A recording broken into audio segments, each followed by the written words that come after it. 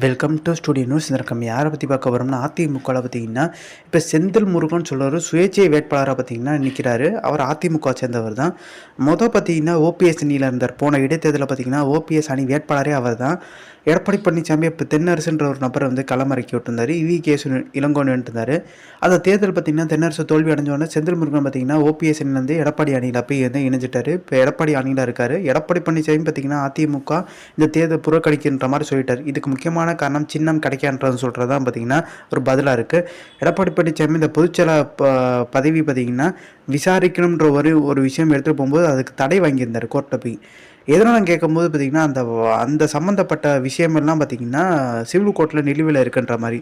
So civil கோர்ட்டில் நிலுவையில் இருந்தால் அது தடை வாங்குறன்ற மாதிரி ஒரு விஷயத்தை கொண்டு போகிறாரு. அப்போ எடப்பாடி பழனிசாமிக்கு இந்த சின்ன விவகாரமாக சிவில் நீதிமன்றத்தில் அந்த வழக்கும் நிலுவையில் இருக்குது.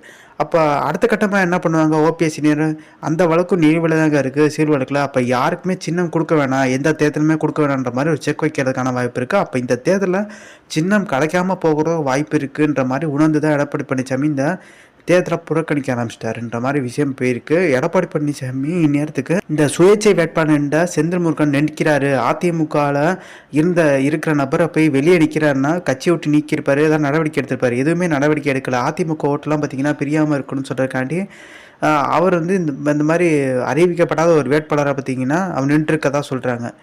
ஓபிஎஸ் பார்த்தீங்கன்னா அந்த பலாப்பழ சின்னத்தில் நின்றார் பார்த்தீங்கன்னா, அது வேறு கட்சியில் இணைஞ்சில்லை, சுயேட்சையாக நின்றார். அவர் ஏற்கனவே ஒரு கட்சி பார்த்தீங்கன்னா சுயேட்சை சின்னமாக பார்த்தீங்கன்னா அதிமுக எதிர்த்து நின்றுட்டாருங்க அப்படின்ற மாதிரி விஷயம் சொல்லியிருந்தார்.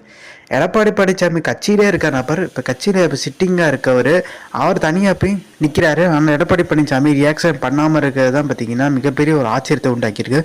ஸோ இந்த இன்ஃபர்மேஷன் பிடிச்சா like share subscribe. Thanks for வாட்சிங் திஸ் வீடியோ.